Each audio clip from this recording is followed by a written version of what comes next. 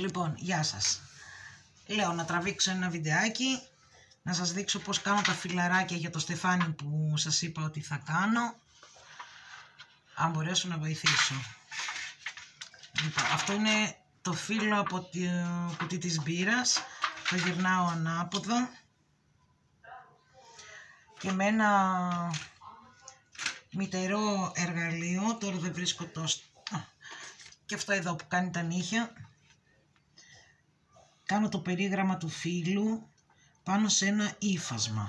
Ή κανονικά αυτό θέλει φελό. Αλλά και ένα ύφασμα μας βολεύει έτσι για να κάνουμε ένα απλό σχεδιάκι. Και δημιουργώ επίσης μέσα τον αρμό από τα νεύρα των φύλλων.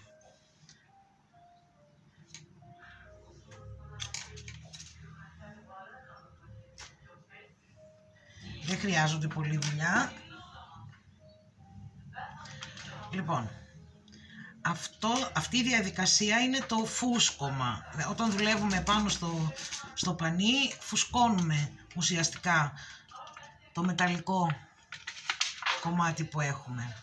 Τώρα για να το ισιώσουμε το βάζουμε στη σκληρή επιφάνεια και κάνουμε όπου μας δίνει το περίγραμμα από τους αρμούς για να κάτσει λίγο.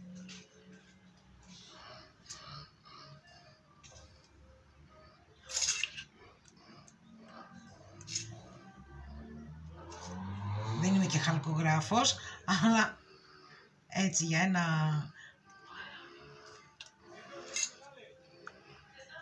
πρώτο στοιχείο,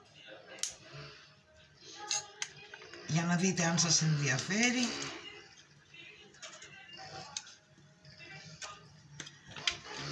Λοιπόν, ό,τι θέλουμε να φουσκώσουμε το βάζουμε επάνω στο πανί και το ξαναπερνάμε. Αυτή η διαδικασία πρέπει να γίνει τουλάχιστον 3-4 φορές για να μας δώσει ένα καλό όγκο.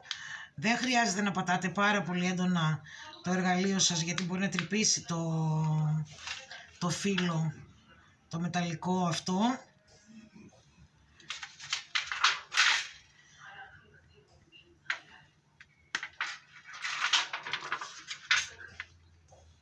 Και ξανά πάλι στο σκέτο,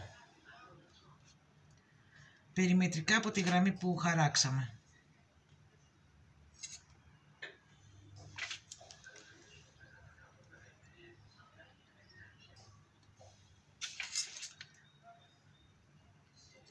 Με απαλές κινήσεις.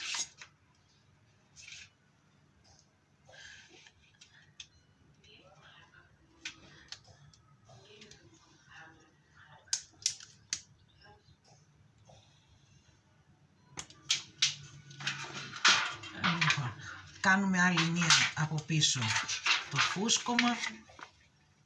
Σε πιο χοντρά μέταλλα μπορούμε να το κάνουμε με περισσότερη δύναμη και περισσότερες φορές. Εγώ τώρα, επειδή δεν έχω ένα μαρκαδοράκο, μπορείτε να χαράξετε από πίσω το σχέδιο με το μαρκαδόρο για να μπορείτε να βλέπετε που ακριβώς είναι οι γραμμούλες σας.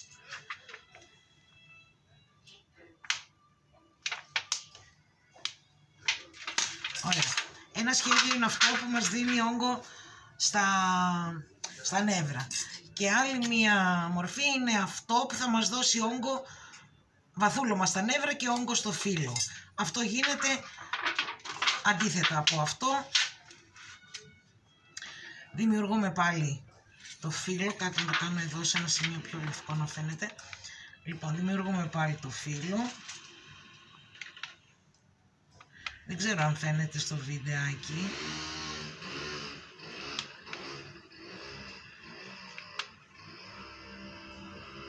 Ωραία. Δημιουργούμε το φύλλο και τώρα, επειδή θέλουμε να δώσουμε βαθούλωμα στα νεύρα, το αντίθετο δηλαδή, πάνω στο πανί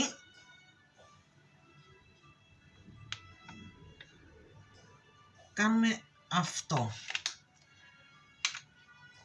Τραβάμε τα μικρά τα νεύρα. Εδώ. και εδώ. Τώρα όμως στην προκειμένη περίπτωση θέλουμε να φουσκώσουμε αυτό το κομμάτι, οπότε γυρνάμε από εδώ και με ένα λίγο πιο χοντρό εργαλείο, κάτι θα βρούμε ψάχνοντας στο σπίτι, ένα μολύβι, ένα πινέλο από κάτω που είναι λίο. Δουλεύουμε την επιφάνεια αυτή που έχει μείνει. Γι' αυτό σας είπα, αν είχα μαρκαδόρο τώρα θα βλέπατε ακριβώς και τη μαύρη τη γραμμή.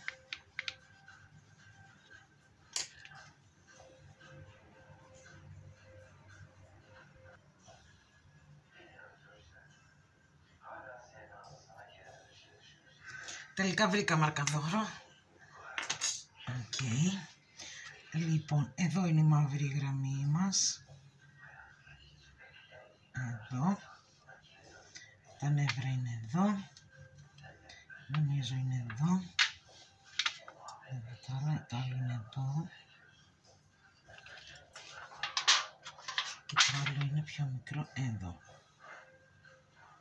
Λοιπόν.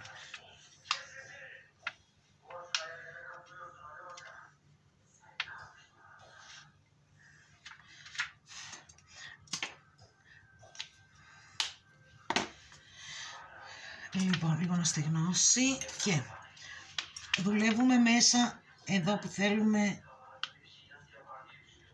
να κάνουμε το φούσκωμα.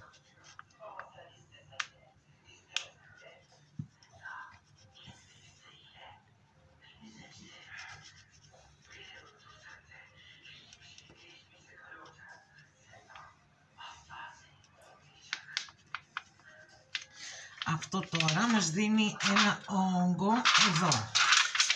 Ελπίζω να φαίνεται. Και ξαναπατάμε πάλι μέσα. Από εδώ. Ξαναπατάμε πάλι αυτό. Το νευράκι εδώ.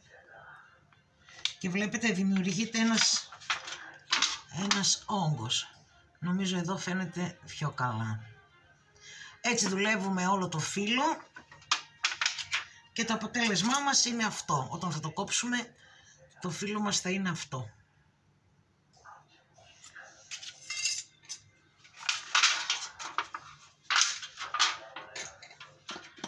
Λοιπόν, να κόψουμε το άλλο, είναι τελειωμένο.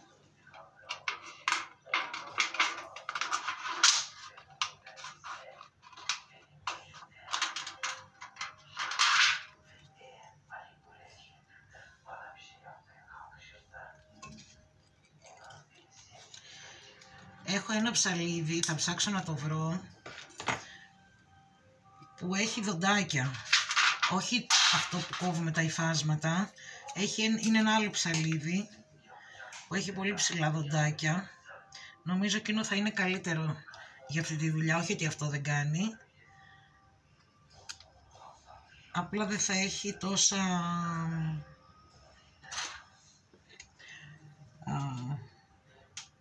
απότομες κοψιές.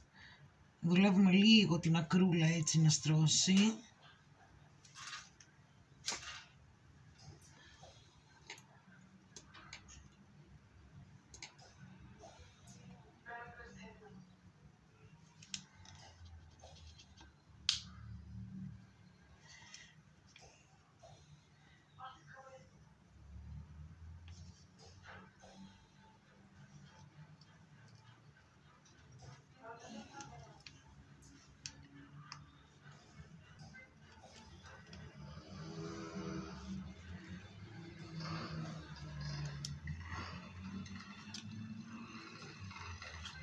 Λοιπόν, και αυτό είναι το φιλαράκι μας. Κόβουμε και την ακρούλα λίγο εδώ πέρα πάνω, την πολύ αιχμηρή μυτούλα.